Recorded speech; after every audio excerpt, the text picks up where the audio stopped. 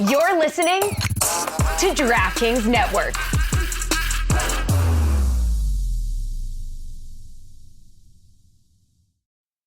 Folks, the Dan Le Batard Show with Stugotz is sponsored by BetterHelp. What's something that you'd love to learn? As an adult, do you make time to explore the new things as often as you'd like? Or has that sense of curiosity been left behind? Kids are always learning, always growing, but as adults, sometimes we lose that spark. What's something you've been wanting to pick up? Gardening, a new language, maybe finally beat your best friend in bowling. Therapy can help you reconnect with that sense of wonder. Your back-to-school era can start at any age. BetterHelp, because learning and growing should never stop. If you're thinking of starting therapy, give BetterHelp a try. It's entirely online, designed to be convenient, flexible, and suited to your schedule. Just fill out a brief questionnaire to get matched with a licensed therapist and switch therapists anytime for no additional charge. Rediscover your curiosity with BetterHelp. Visit BetterHelp.com/DLB to get 10% off your first month. That's BetterHelp, HELP.com/DLB. Now's a good time to remember where the story of tequila started. In 1795, the first tequila distillery was opened by the Cuervo family. And 229 years later, Cuervo is still going strong. Family owned from the start, same family, same land. Now's a good time to enjoy Cuervo, the tequila that invented tequila. Go to Cuervo.com to shop tequila or visit a store near you. Cuervo, now's a good time. Trademarks owned by Becle, SAB the CV. Copyright 2024. Proximo. Jersey City, New Jersey. Please drink responsibly. This is the Dan Le Batard Show with the Stugotz podcast. David Samson has stormed off. He is boycotting the general tardiness of a disrespectful Adnan Virk. I am very eager over the course of the next couple of months to get their baseball analysis because we've got two foremost experts on the sport at a time that's really exciting. I was saying before yesterday, Adnan, that it feels a bit like the playoffs have already started because of the stakes on all of these games. The Yankees in Seattle playing late last night in a game Seattle has to have because they have to finish strong. We will get David back here in a moment to do the movie stuff, but at the end of this segment, we'll have Pitch Clock. It's a segment that Jeremy is doing, and if you love your baseball, you are going to love this segment. If you don't love your baseball, you're not going to love this segment. Not true. That's not true. Well, it's you need to love baseball in order to love the segment. No. I think the beauty of Pitch Clock, Dan, is that it makes it accessible to those of us who maybe aren't as well versed in baseball as some of us are. Okay, but I would say that Jeremy's being in the middle of it also makes it something that perhaps people, if they don't want baseball, might not find it terribly palatable because Jeremy's wandering around and he won't shut up about the Detroit Tigers, for example. Dan, the gritty Tigers. I mean, come on, the gritty Tigers. Have you seen what they've been doing lately? It's amazing. Javi Baez, their highest paid player, since he went out, they're 17-7. They were a team that was 8 games under 500 in August, and now they're a half game out of the AL wild card after sweeping the Kansas City Royals, who had been a hot team themselves. Some stats for you. I mean, it's unbelievable because they only have 4 players who were batting above the league average in OPS. They don't have a catcher batting over 200. They have a Cy Young Award winner at the top of the rotation, but their team in the last 42 games, they have a team ERA of 2.54 and a whip of just over 1 as a team. It's unbelievable what they're doing. They're one of they're my favorite story in baseball right now. Detroit Tigers fandom, I am with you. Please send me everything that you have about this team. I am obsessed with the Tigers. I was trying to shake you off of all of this. I was going, no. Well, you had your face behind the glove. How was I supposed to see? Well, that's how the pitchers do. I don't want the batter to see my count. Adnan loved it. Adnan, what's your favorite storyline in baseball? Well, listen, I'm with him on the Tiger story because I think it's been amazing. The fact they're a half game right now, the wild card spot is insane because nobody saw this coming. And I want to focus specifically on Tarek Skubal. Last in his numbers going in, 16-4, 2.5 ERA. He's going to win the Cy Young. He's nasty. He's fierce. He's ferocious out there. And a name that people probably haven't been paying attention to is Parker Meadows. He's been unbelievable for the Tigers. He's absolutely taken off. Cole Keith's been good. Matt Vierling, one of the few players that does have playoff success, has been excellent. So I share Jeremy's enthusiasm. You just made up names. Made up names. No? Parker Meadows sounds like a very upscale neighborhood, like a suburb. Where do you live? I live out in Parker Meadows. Oh, that's nice. Ooh, right next to Chicago. Yeah.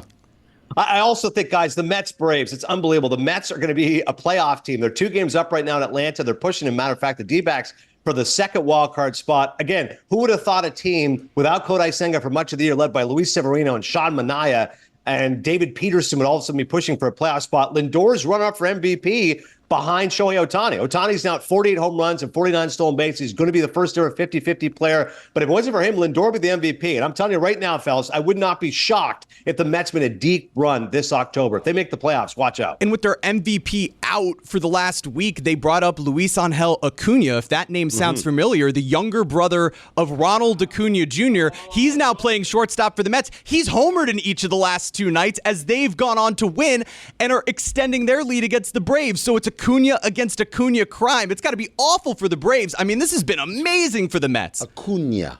I said Acuna. David Samson has returned. He was shouting. Who are you shouting at? You're yelling at Meadowlark people? What are you frustrated by? Why are you yelling into your telephone? The mute was on. I was on the phone with my agent, actually. We can tell you were saying, nope, I won't do it. Because you're pissed off? Who are you pissed off at? Everybody? No, I just did. I have a schedule that I had to keep. I was not expected to do a second segment this morning. I've got another meeting I've got to get to here in LA.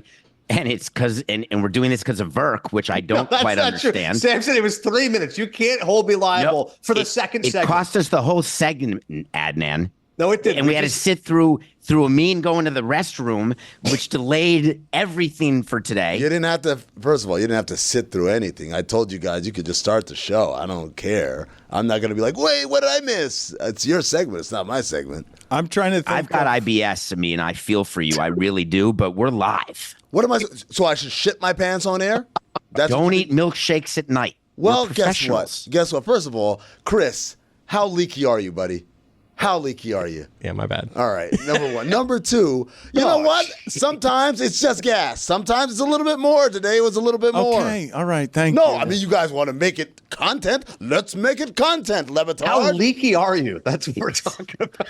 Making it content. We're trying to do a show, and we're dealing with people running off set. We're dealing with people being late. There are 19 people on this show. One person, the whole thing falls apart? What the hell?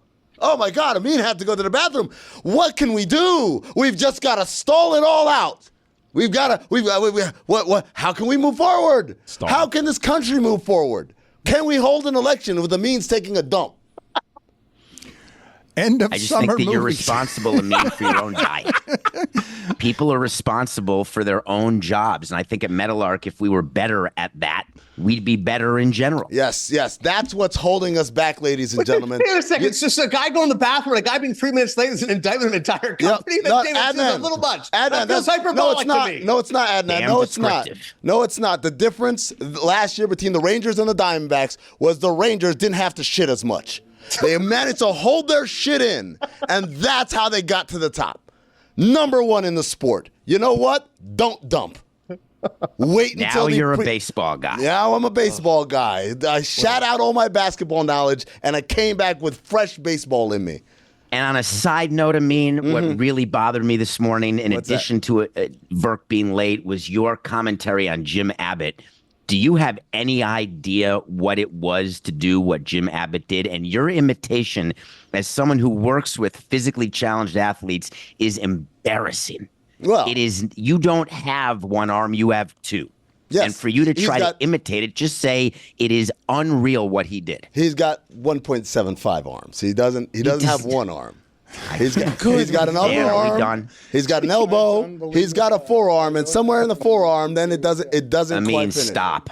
I'm just saying. An arm and 3/4. Wow. Yeah, I mean, look, there is no math when it comes to arms like that. Disagree with that. I disagree. Yeah, I am not in agreement with you. Let's get Jim Abbott. Let's get Sarah Reinertsen on. Does Sarah Reinertsen have 1 1/4 legs? I don't want to do this anymore. I'd like to stop doing this. Can we get to end of summer movies, please? We're ending the summer all right, Dan. I don't. We're ending it all. I don't like what's happening around here. It's wildly unprofessional. It is an indictment of our company. When you guys are talking about me taking a shit? Well, no, that you took a shit in the middle of us doing the show. That's unprofessional. It's an indictment of our company. Having to take a shit is unprofessional. You can't be at a microphone as an adult controlling your bowels. That you don't have irritable bowel syndrome. You don't have Crohn's disease. You're just someone who had a milkshake at midnight. How do you know my medical history? You had a milkshake at midnight because Chris Cody, old leaky Cody over there, told everybody you had a milkshake. That was the diagnosis. The chat is open to the public. The chat is public knowledge. Here's the crazy thing. I told Dan before the segment, hey, you're gonna have to start a segment without me. He said, all right, go ahead. We didn't need any exposition. We really didn't. But also, I'll be f***ed if anyone tells me that, hey, you better just sit there and not take a shit. Nobody told you that. Well, it sounds like that's the messaging that's coming across. That's not. You got to tighten it up, Amin. There you go, see? I mean, you said that it's what's holding the company back. That's what he's saying. That you can't control your bowels. That's according to David Samson, that's what makes us not quite number one. Because of my bowel movement. Number two. That's it. Yeah, thank you. Jinx. End of summer movies. This should Number 5. What we all do here at Meadowlark. Stand by me. Benny Most King. selfish, angry group of people I've ever been around. Number 4. It's a miracle we don't do this show from train tracks. Number 4.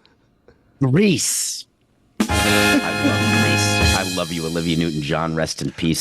Number 3. I stopped on that the other day, and I was laughing with Valerie because one of those high schoolers was absolutely 34 years old in real life. Yes, one of them. I think they all were. No. The oldest one was 34. There was a 30-year-old. There was a 29-year-old. The oldest one was 34. Stockard Channing? I think that might. She was old, dude. Just like the Euphoria people are in high school. Number 3, theater camp.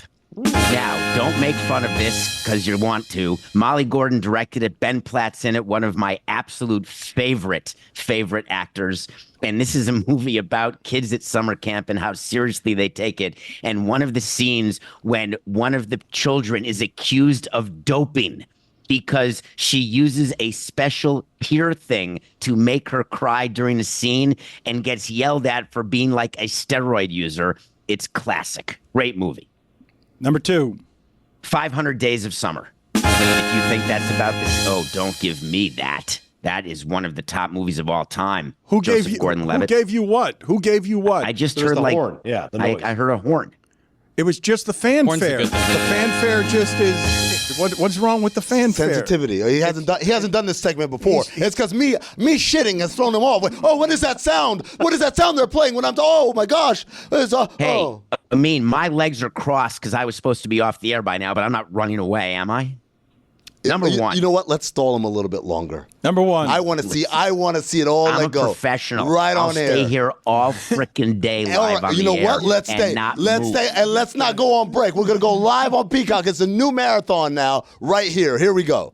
I didn't move one time during the Oscar show. We were on the air for 8 hours. Didn't move because we were live. Sounds inefficient as hell, but go ahead. Really? It's one of the great successes of the past year at Meadowlark. Really?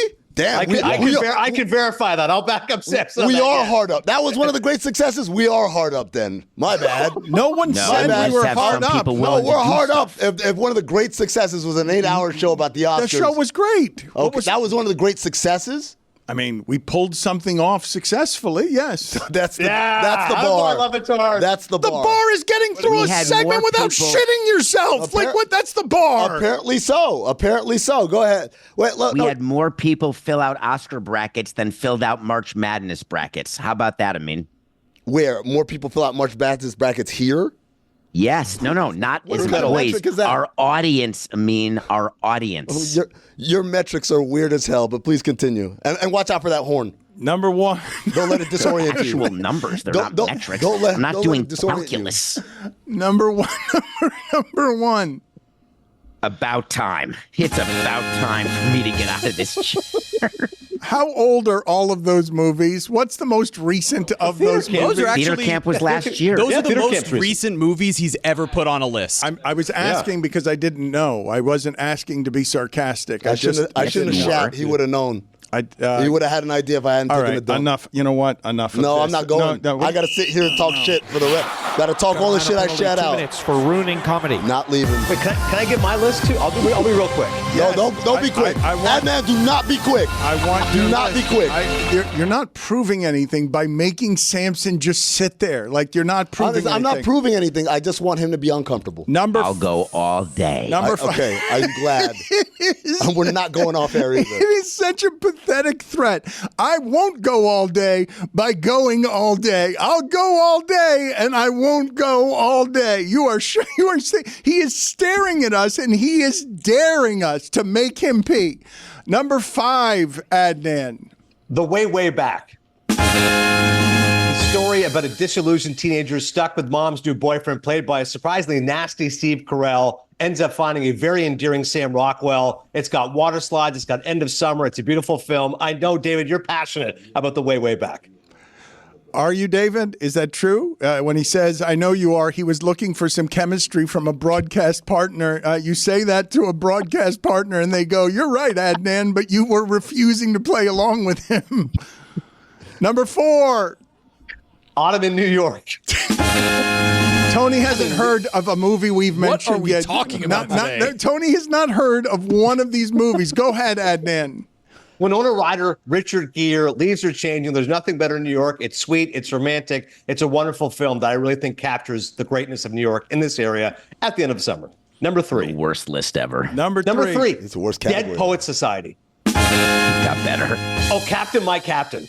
I mean, Robin Williams is exhorting his pupils to stand up on chairs. Robert Sean Leonard, a young Ethan Hawke, who's turning off Dead Poets Society. Robin Williams at his best. Number 2, the list is getting better. Hold on. Silver Linings Playbook. Okay, wait a minute. Hold on.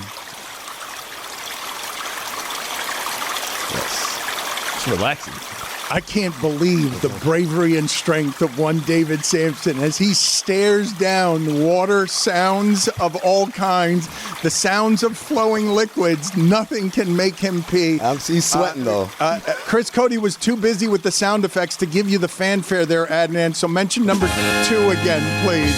Sure. Number 2 is Silver Linings Playbook. Listen, Busy? He couldn't press 2 buttons at once? Yes, that's what right. What does that mean? That's You right. think I have a water button, David? Too busy. It's my fault, Chris. I shouldn't have taken that shit. You Number, would've had a water button. did you want to say anything about Silver Linings Playbook? Silver Linings Playbook, whimsical romance. It's genuinely funny. It's sweet. It's romantic. Bradley Cooper, Jennifer Lawrence won an Academy Award. De Niro at Oscar nominated. It's not just for Eagles fans. I do think it's a great film. And number 1, I'll have what she's having. When Harry Met Sally. If I think of end of summer, early fall, I'm picturing Billy Crystal and Meg Ryan, and of course Rob Reiner's mom stealing the scene of that unforgettable scene in Katz's Deli. Tony, had you heard Your of... list is so off the computer, Adnan. It's incredible. You don't think that's a great list, David? You don't think those... If I put on When Harry Met Sally right now, you and I would hold hands and watch that movie. We'd love it. I will not hold hands with you, and it has nothing to do with any sort of homophobia or any proclivities. wow. It has to do with my absolute disdain for your behavior today. It was just an expression for the unity we would feel together. Tony, that's a good list. Tony, how do you feel about... you've certainly heard of When Harry Met Sally, Yeah, yes? last couple ones from Adnan I heard. I don't think I had ever heard of any of the ones that David said outside of Grease, maybe. Did Grease was on the list? 500 Days of Summer. You never seen 500 Days of 500 Summer? Days of Summer you never heard of, Tony? Tony, you're not missing much. What? Never heard. Very whiny movie. Oh, you guys are the worst. Very whiny movie. As I was mentioning before, Pitch Clock is going to be at the end of this hour, David. But before we get you out of here, and I just want to tell the audience, the Cinephile is Adnan Virk's podcast. You should find that wherever you get your podcast. Nothing Personal is David Samson's podcast. He reviews a movie every day on his podcast. We were asking while you were storming around calling your agent, the single most interesting storyline in the playoffs, or headed into the baseball playoffs, according to you, is? The Milwaukee Brewers. Wow.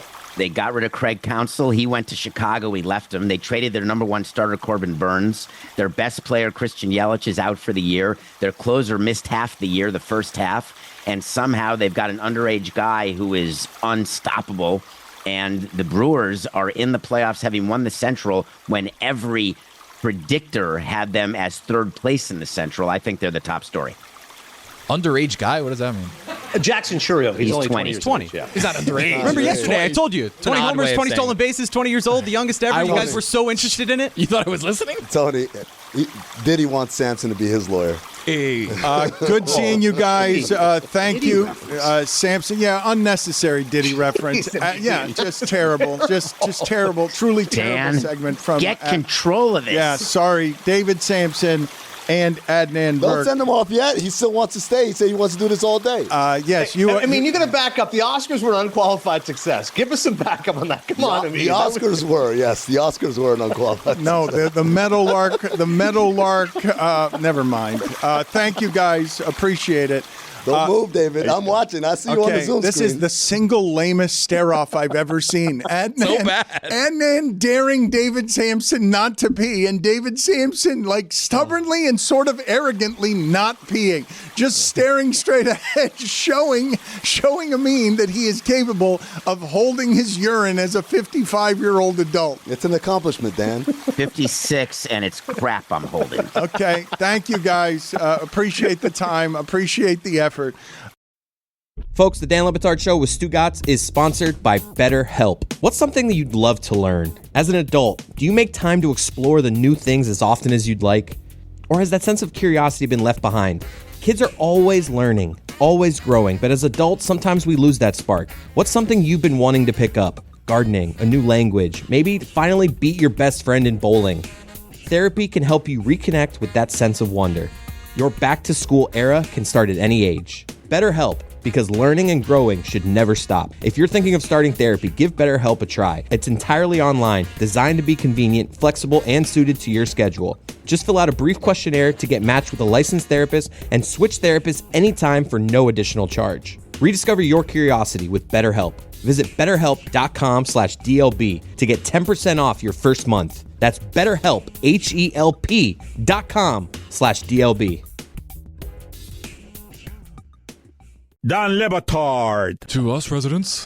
Oh, wow. That's pretty It's in there. It's better. You think I haven't been practicing? Stugotz. I didn't realize we had a substitute complicated legacy Brought to you by Joseph Headquarter Toyota. 441 Powerline Road. Second down and 9. This is the Dan Le Batard Show with the Stugotz.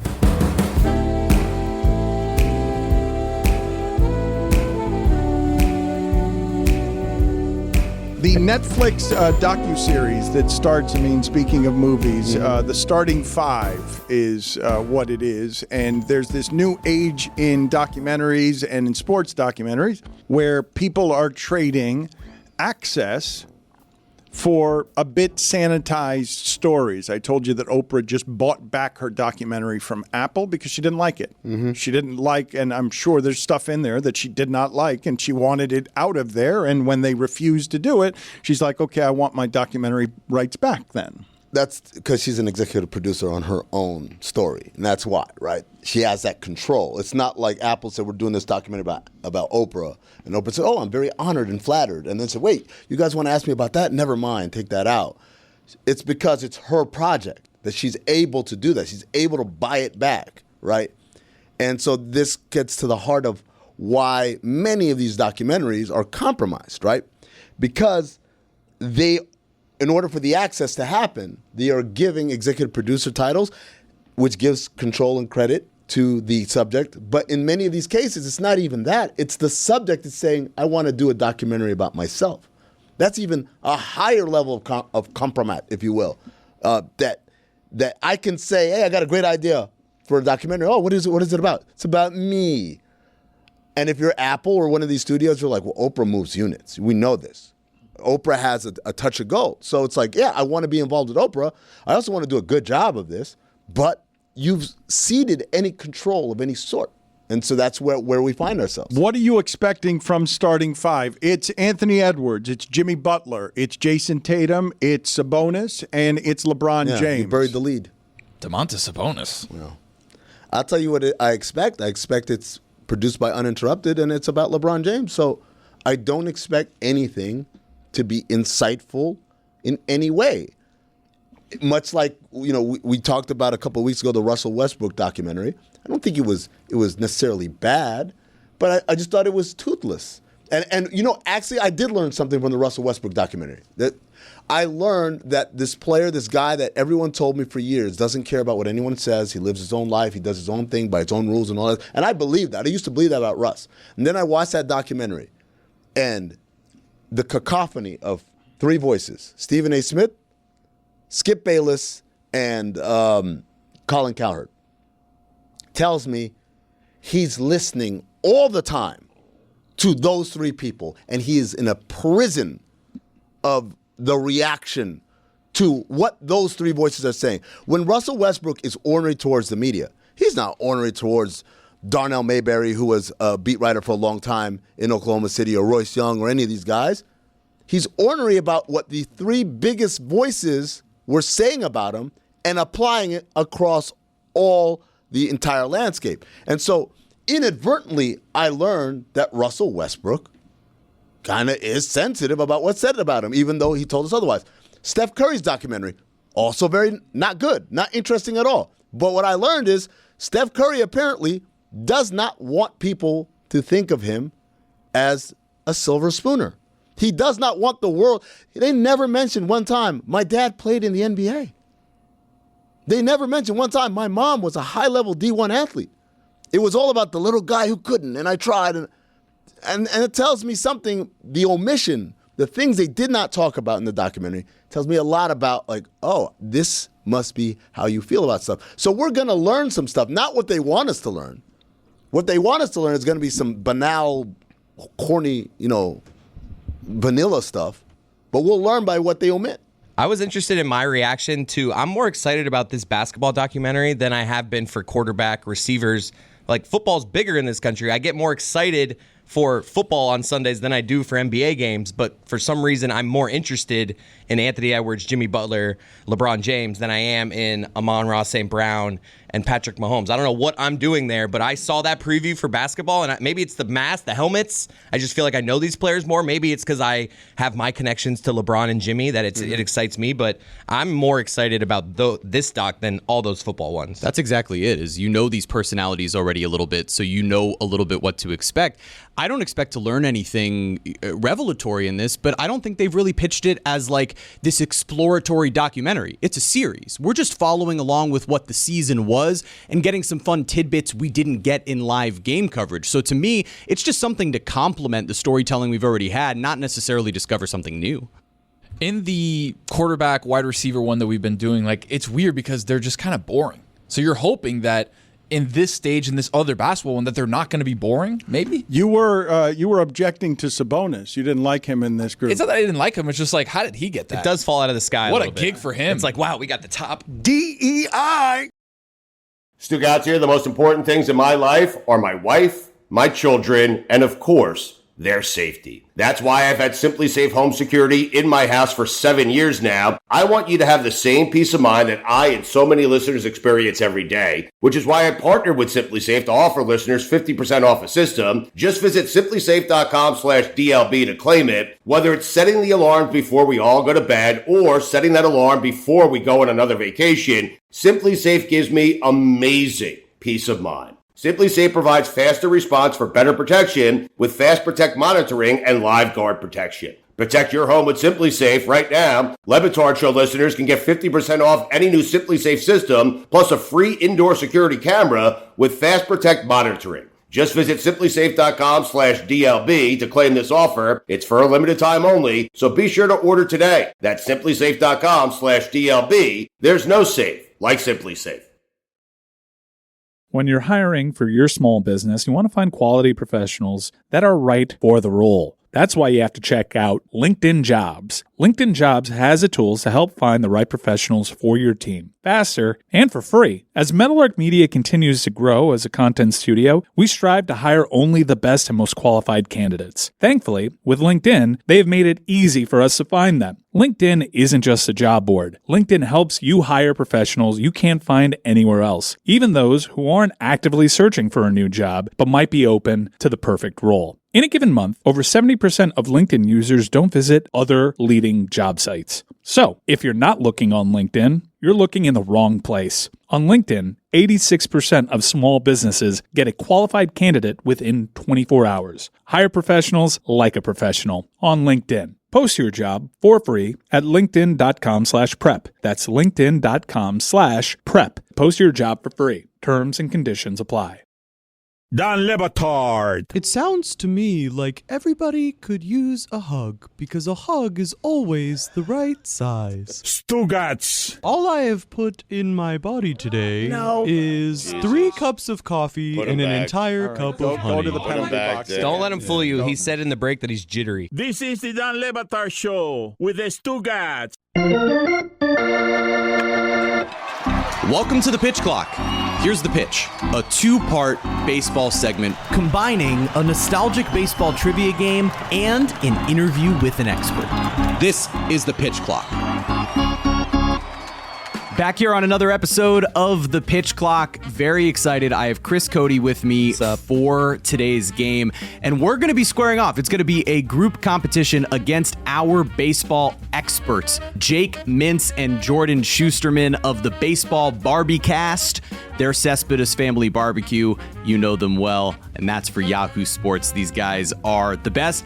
It's a pleasure to have you guys here. And Taylor, we're just going to go ahead, throw it over to you. You let us know what our game is for today. Yep, the game today is 3 strikes and you're out. Teams are divided into 2, so we'll alternate turns and alternate the person guessing. Okay. So it's kind of like you have to trust your teammate. The category today is Rookies of the Years from the 2000s, 2000 to 2009. All right, so Jake or Jordan, you choose which rookie are you going to choose off of this list? I will go first, and I will do Angel Baroa in 2003, please. Should have been Hideki Matsui, but that is correct. Oh my God. Thank God he said that one, 'cause salty. That is not someone I ever would have gotten. That was a mistake on your part. You should not have given us. Save that. Yeah, poll, you save man. that What for are we later. doing? I just thought it was good to come out hot. I want to put my foot down and let these guys know we're not playing around. Chris, do you want to go ahead and go first? I'll go. And I'm going to do the opposite of them and just take the easiest one for me on the board. Dontrell Willis, 2003. That is correct. Yeah. We're knocking off 2003. Yeah, 2003 is now gone. Jordan, after one round, we're tied. Jordan, all right. What is your first guess? I'm going to go with the fellow with a few home runs, Mr. Pujols of St. Louis. There he is. I'm going to go with him. 2001. What year? Yes, 2001. Yes. Sorry, sorry for clarifying. But with the Cardinals, he was on the Cardinals. Yes, this is was fascinating. Pujols. Okay, time to move over to 2024 Major League Baseball. We've still got Jake and Jordan with us. And guys, I want to start at what maybe was my favorite moment from the last week. Heliot Ramos became the first player ever to hit a home run into McCovey Cove from the right-handed side. Not a lefty pulling the ball into McCovey Cove, but a righty did it. Insane power. So I wonder, this is sort of a fun fact, a tidbit. Is this your favorite fun fact from this MLB season, or is there another that stands out that you can think of, either one of you, that maybe trumps it? I was watching it live, and I was chopping onions for dinner, and they said it on the broadcast, and I was like, what in the world? So yes, this is undeniably my favorite, just to think about how many lefties have done it and how improbable it seemed that a right-handed batter would ever do it. And for it to be a game-tying home run in the 9th inning too was pretty cool. I mean, we've talked about this specific instance for years now, and I know that Mike Krukow on the broadcast has been talking about this for far longer than we have. Obviously, anyone that's been around the Giants has been thinking about this, but I've always just taken pleasure in looking at when balls are hit to places in ballparks that we don't see. you could just kind of get a sense because we would watch so much baseball and we've probably watched 90% of the home runs that happen over the course of a major league season, and so when it looks a little bit different. But this is the one. This was the one at the top of the mountain, and there was a 10-minute period in the winter of 2022 when we thought it would be Aaron Judge. Right. Remember? Right. Arson Judge was reportedly a member of two Giants. And so when that news broke, it was like, oh, well, he's going to be the first guy. Alas, that reporting was not valid. This is fascinating. I'm going to go. It's generally what you say when you don't have an answer. And you're I'm going to go 2004 Pirates, Andrew McCutchen. That's a shot. What? No, I'm an idiot. I had written down. He ain't that old. It feels like he is. It feels like he's been in the league forever. I wrote down McCutchen. Oh, what a mistake. Back to Jake. A layup. I'm going to take Mr. Ichiro Suzuki. Yep. In 2001, please. Yep, there he is. That is correct. There is another Mariner in 2000. I thought that would trip some people up. It would have tripped me up. Especially the people in this room that I'm looking at. You jerk. Chris is back up. We have one strike on the board, obviously. Jake and Jordan do not. Chris, you look super confident. We go back to the Marlins. That's what I was going to do. Shit. Yeah, stay. Yeah, I gotta say, a lot of rookies a year here for a bad team. Now, I know the two rookies. I know the two rookies of the year, and I am like 89% sure I have the years right. I think I know which I'm going to go Hanley in 06. Hanley in 06. There he is. All right. Nice work. Now, what's the strategy from Jordan here? Because I think you know what? If Jake is going to go with Angel Baroa, then I think I'm going to go with Giovanni Soto. Good Lord. 2008. Birthday of the Chicago Cubs in 2008. Is that correct? That's a great poll. You guys are so much better at this than we that's are. just how I am not good at trivia. I'll start embarrassing myself here soon. But I feel the Soto season was. I'm 2 for 2. That's talk about Sotos, who baseball play. People should be talking about more. $500 million player. That's the Soto for sure. All right. Well, if this is the case, I just need to feel safe. I'm going to go with a Marlin. 2009 Chris Coughlin. Yeah. It is Chris Coughlin. Yeah. We are losers. We'll never forget the Chris home. Coughlin season ever. All right, we're back to Jake here. Oh, well, you tried to trip us up with those two Mariners? Well, you can't do that because I know that Kaz Sasaki won in 2000. You've got to be kidding me. That is Before correct. Ichiro. Before Ichiro. He was just setting the stage for Ichiro. Kaz Sasaki. Is there a team currently in the mix for the postseason that if I called either one of you in about 6 weeks and said, hey, this team just won the World Series, that you would just be completely and utterly shocked by? Man, I don't know. Like I just watched. You think about the teams at the very bottom of the standings, right? The Twins. I just saw them lose in very embarrassing fashion with my own two eyes last night. That would be a team that just because of how poorly they've played, but they still have some recipes that I could imagine now that they're healthier. So I don't know who is the thinnest. All right, I'm going to hop in. Let me hop in. The Mets? I'm going to say the Mets. You would be shocked if it was the Mets? How is that possible given all of the luck they've had this season? No, wrong. Okay, all right. All right, let's let Jake hop in here. The Mets have the topsy-turvy irrational magic behind them that you can envision propelling them. The Orioles are less likely to me than the Mets. Wow. Simply, yes, I know you're floored by that. Wow. The Orioles are the team that I am the most worried about right now because they've had a mediocre to below average offense for the last 2.5 months. They have really two healthy starting pitchers you can trust between Corbin Burns and Zach Eflin. And this was a team that had so much buzz over the first couple months of the season because of how good the offense was.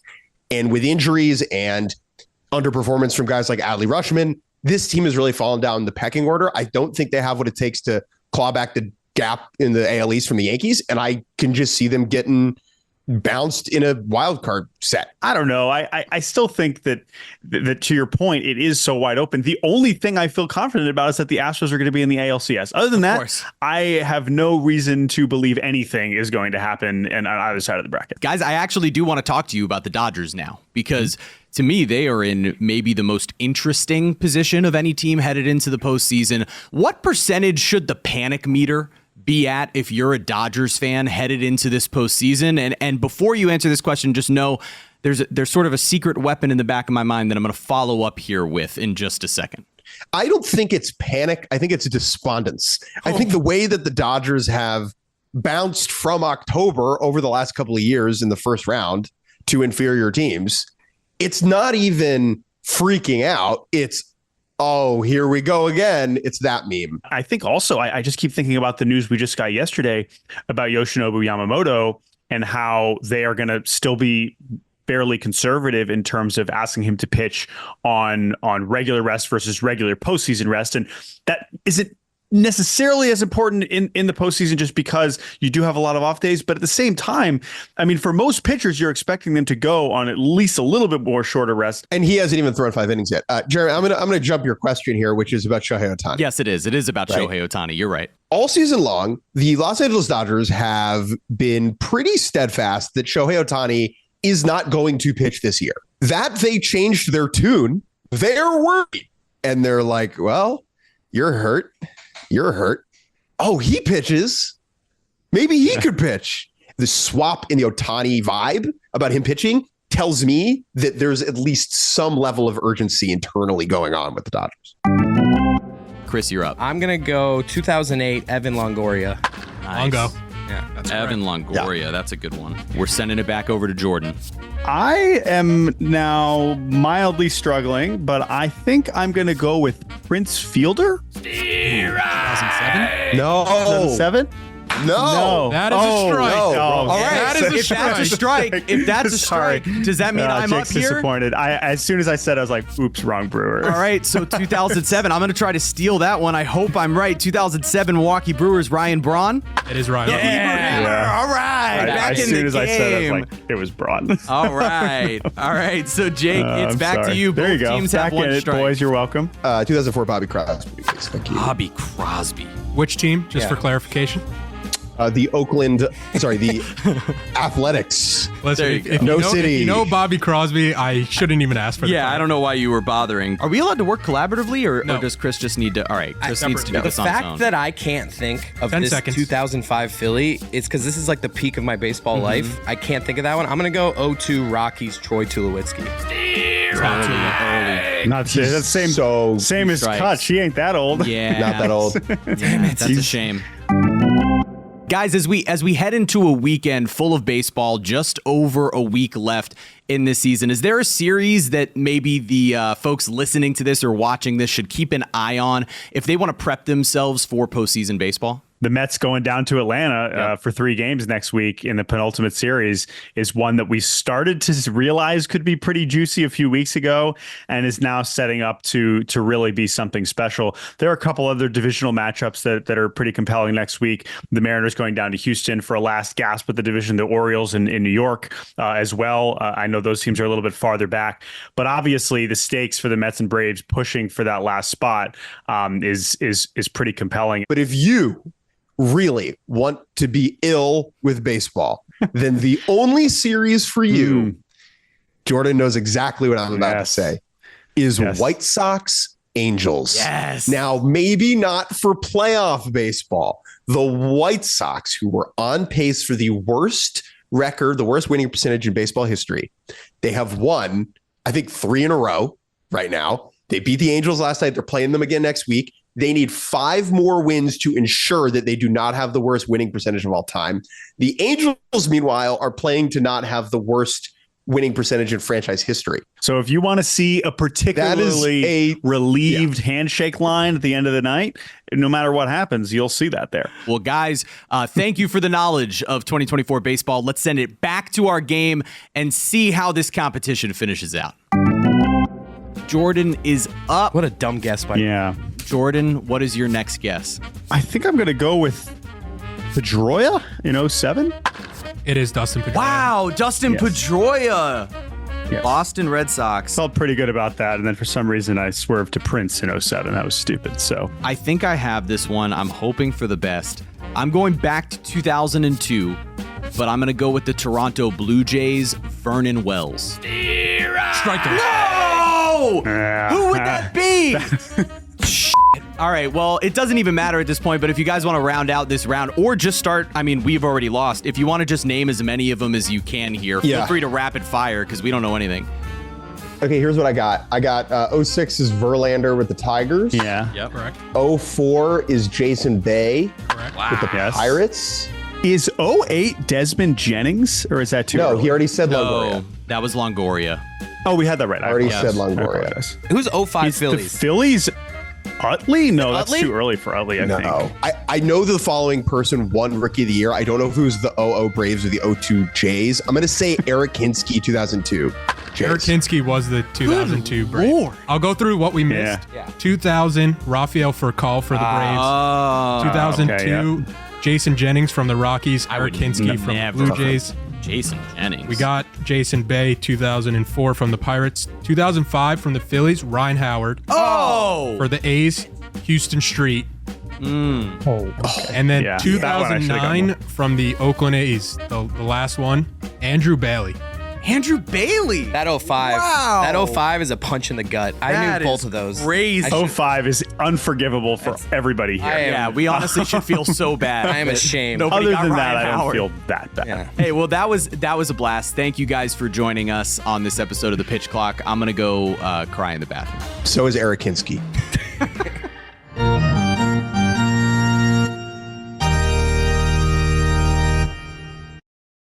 When you're hiring for your small business, you want to find quality professionals that are right for the role. That's why you have to check out LinkedIn Jobs. LinkedIn Jobs has the tools to help find the right professionals for your team faster and for free. As Meadowlark Media continues to grow as a content studio, we strive to hire only the best and most qualified candidates. Thankfully, with LinkedIn, they have made it easy for us to find them. LinkedIn isn't just a job board. LinkedIn helps you hire professionals you can't find anywhere else, even those who aren't actively searching for a new job but might be open to the perfect role. In a given month, over 70% of LinkedIn users don't visit other leading job sites. So, if you're not looking on LinkedIn, you're looking in the wrong place. On LinkedIn, 86% of small businesses get a qualified candidate within 24 hours. Hire professionals like a professional on LinkedIn. Post your job for free at linkedin.com/prep. That's linkedin.com/prep. Post your job for free. Terms and conditions apply. Now's a good time to remember where the story of tequila started. In 1795, the first tequila distillery was opened by the Cuervo family. And 229 years later, Cuervo is still going strong. Family owned from the start, same family, same land. Now's a good time to enjoy Cuervo, the tequila that invented tequila. Go to Cuervo.com to shop tequila or visit a store near you. Cuervo, now's a good time. Trademarks owned by Becle, SAB, the CV. Copyright 2024. Próximo. Jersey City, New Jersey. Please drink responsibly.